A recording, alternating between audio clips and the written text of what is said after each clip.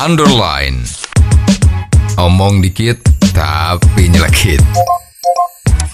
Bersama Om Bob.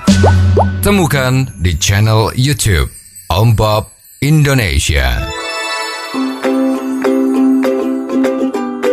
Om Bob, KPK terus diserang karena sanksi yang diberikan kepada petugas rutan KPK yang diduga memeras istri tahanan dengan video call seks ini terlalu ringan. Diprotes banyak pihak juga karena kenapa tidak dipecat. Bagaimana Om Bob menggarisbawahi masalah ini? KPK itu ada lembaga anti rasuah yang luar biasa. Ya, powerful, image-nya bagus, ya, dan wibawanya gede. Ya, kemarin kena kasus ya. Di samping kasus-kasus yang lain ini ada kasus lagi ya. Bahwa ada seorang petugas oknum lah ya, oknum KPK yang bertugas di ruang tahanan KPK yang gedung Pegah itu merah putih ya. Itu ternyata dia melakukan pemerasan terhadap istri salah satu tahanan. Kalau dari kejadian itu kan kita baca itu kan semacam ada berbau sedikit-sedikit ke arah seks itu ya. Nah, maka melakukan pemerasan dengan model-model seperti itu. Ya. Dan akhirnya kasus ini menjadi terbongkar. Nah, dengan adanya kasus seperti ini, pimpinan dari KPK, apakah itu eksekutifnya atau Dewan Kehormatan itu cukup cepat ya. Cukup cepat mengambil tindakan ya, mengambil rapat ya. Sekarang di Indonesia itu kalau ada segala sesuatu kan rapat. Ya. Yang diutamakan rapat ya. Nanti mungkin keluar biaya rapat ya. Ya. Itu APBN aja kalau dihabiskan itu biaya rapat tuh habisnya berapa itu ya, biaya seminar macam-macam itu lah. Ini setelah dirapatkan macam-macam keluarlah putusan bahwa oknum petugas tadi itu dipindah tugaskan. Betul. Gajinya dipotong. Betul. Hebat kan? Ya. Gajinya dipotong berapa Om Bob? Potongannya cukup menggelikan. Tidak besar tapi kecil. 20% dari gaji pokok. Dan itu pun hanya untuk 6 bulan. Wow. Setelah 6 bulan dikembalikan gajinya penuh. Penuh dengan peri kemanusiaan. Nah, gitu kan?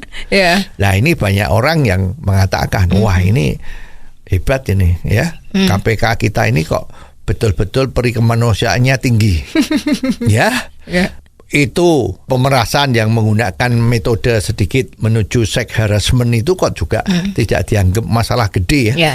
Nah, hukumannya cuma dimutasi kok. Betul.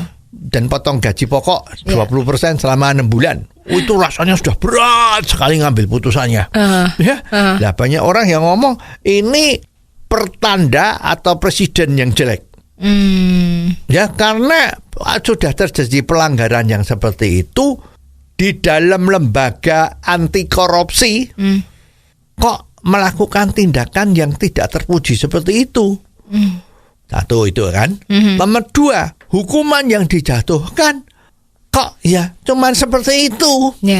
Nah, ini tuh apakah beliau-beliau yang berposisi untuk mengambil keputusan itu di dalam hal ini ya, apakah ya memang mempunyai akal sehat? Apakah memang dia mempunyai kompeten, mengerti sebetulnya hukuman itu untuk apa? Ya, punishment itu untuk apa? Apakah punishment itu hanya untuk pencitraan? Wah, saya sudah memberikan putusan untuk menghukum. Ya kan bukan seperti itu. Ya, hukuman itu kan harus mewujudkan supaya semua orang menjadi jera. Kalau yang melakukan pelanggaran itu adalah petugas yang seharusnya melakukan hal-hal yang tidak seperti itu, ya petugas ini harusnya hukumannya lebih berat dari mestinya. Jadi supaya semua masyarakat Indonesia itu jadi tahu dan melek hukum. Nah, sekarang Indonesia korupsi kenapa kok indeksnya itu merosot terus?